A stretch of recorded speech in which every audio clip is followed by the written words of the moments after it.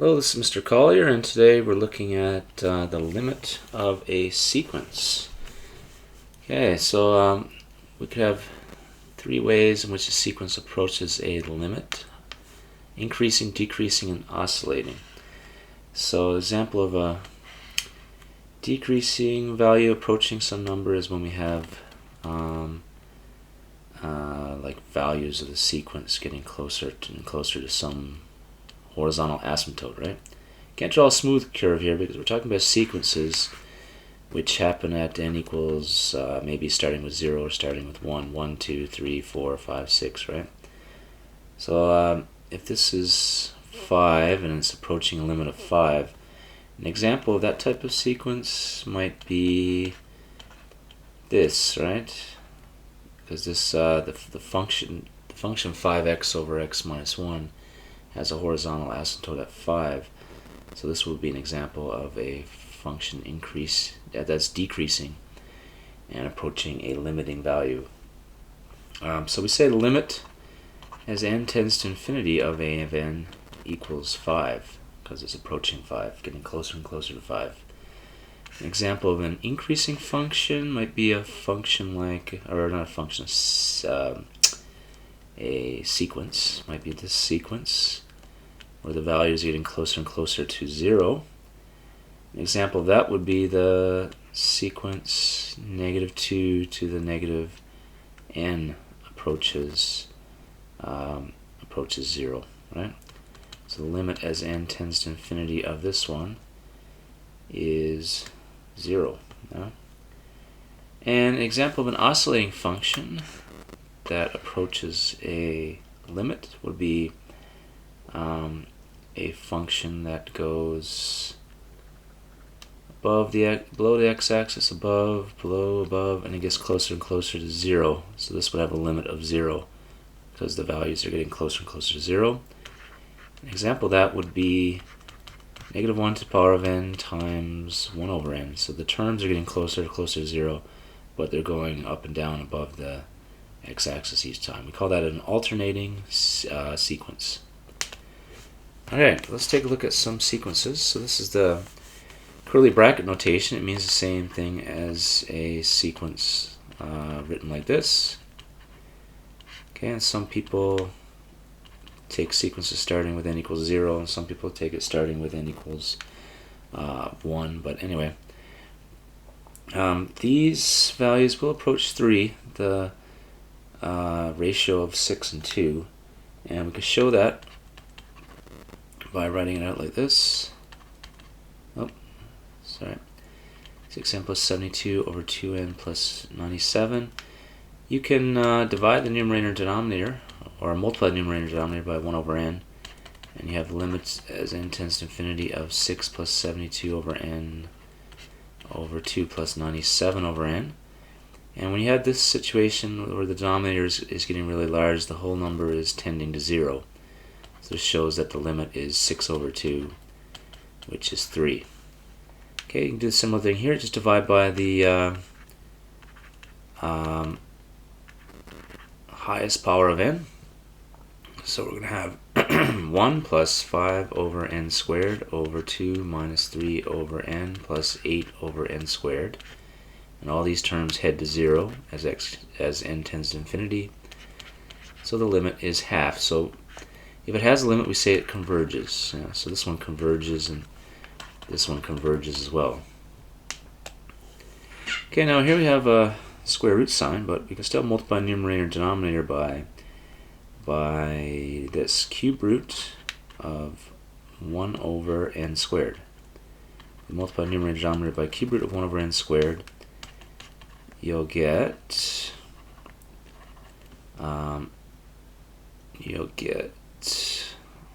cube root 4 plus 2 over n, and on the denominator cube root 5 minus 6 over n. These terms head to 0, so the limit is cube root of 4/5. Now this sequence, we could multiply numerator and denominator by 1 over root n, and we can see that we get 1 in the numerator and n to the power of n minus half. So we got 1 in the numerator. Denominator is an increasing function. This limit is going to approach 0. Okay, and the next one here, this one is very similar. You multiply numerator and denominator by 1/5, or 1 over n to the power of 5, I mean. And you got the limit as n tends to infinity of 2 over n squared minus 1 over n to the power of 5 over 1 over n to the power of 4 minus 3. The numerator tends to 0, so the whole thing is going to 0. This one, you do it similarly. You'll get the limit equals 1, because that's the ratio of these guys. Next, sine n pi. Well, let's look at what those terms look like. So let's start with n equals 0. Plug in 0, you get sine 0, which equals 0. And then you plug in 1, you get sine pi, which is 0, and then 0. Every single term is 0. So the limit, so it does converge. We could say it converges to 0, right? And the next one is very similar to the ones we did before, but actually it's a little bit different actually. So let's do this one. Multiply by 1 over n cubed, because it's the highest power of n. We got limit as n tends to infinity of 5 plus 7 over n squared over 2 over n minus 3 over n squared. So these terms are all going to 0. Your denominator is heading towards 0. So this function diverges actually. Okay. This function gets bigger and bigger and bigger as x tends to infinity. That happens when your numerator has a higher power of n than the denominator.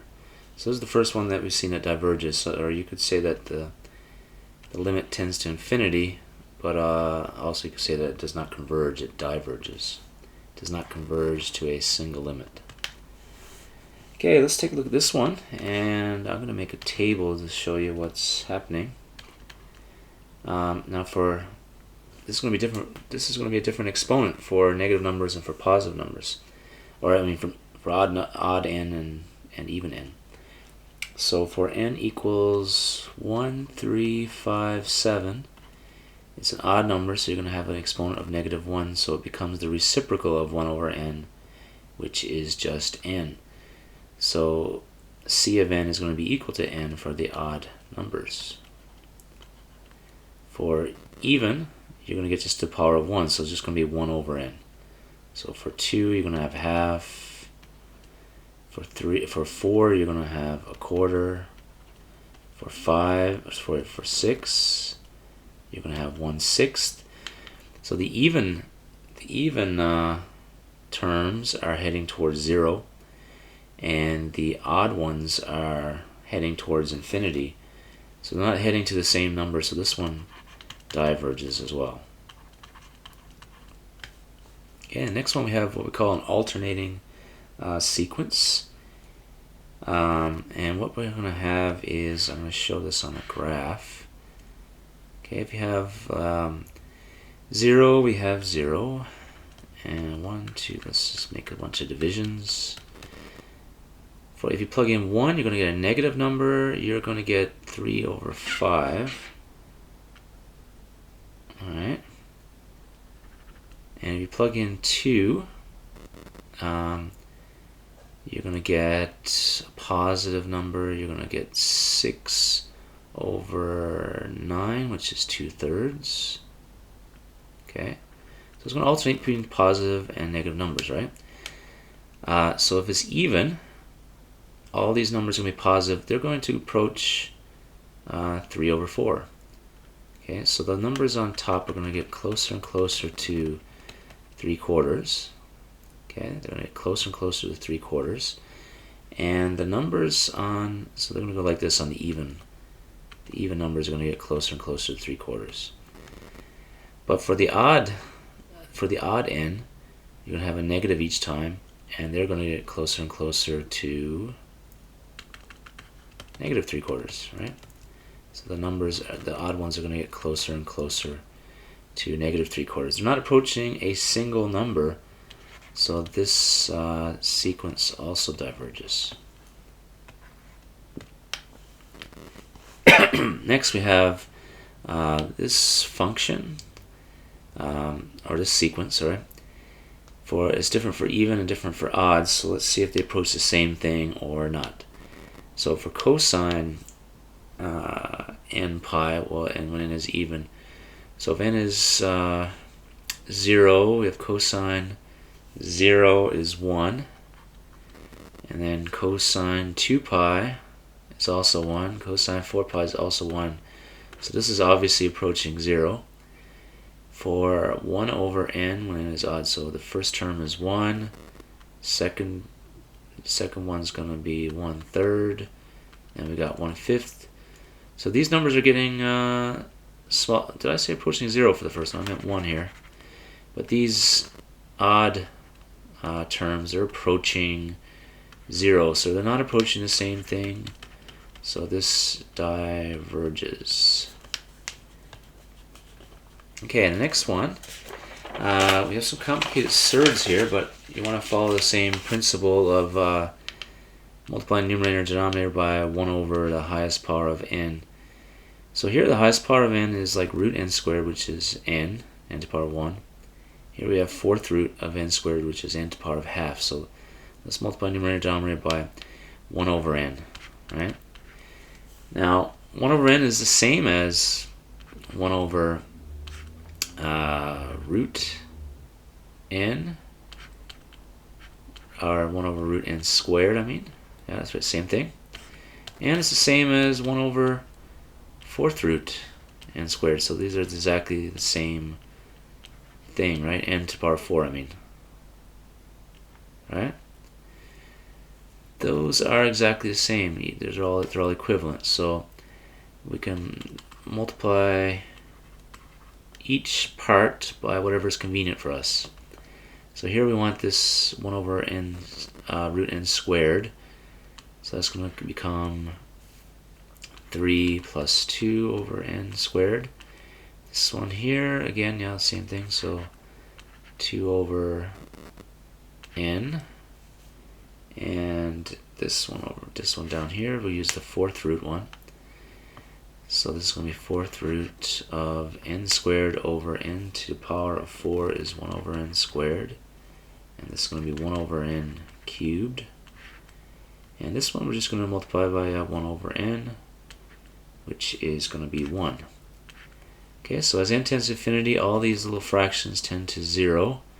So the limit is going to be root 3 over negative 1, which is negative root 3. Okay, in our next example, how do you find this limit? Well, that might not be immediately obvious, but we usually want a fraction when we do these limits. So we can make a fraction happen by multiplying by the conjugate. It's kind of like reversing, rationalizing the denominator. Well, this is the conjugate plus n. So you're going to have limit as n tends to infinity of this squared, which is n squared plus n, minus n squared over root n squared plus n plus n. So you're going to have limit as n tends to infinity of n over root n squared plus n, and multiply numerator and denominator by 1 over n, which is the same as 1 over root n squared. So we'll have limit as n tends to infinity of 1 over root 1 plus 1 over n plus 1. Okay, and this one has the 0.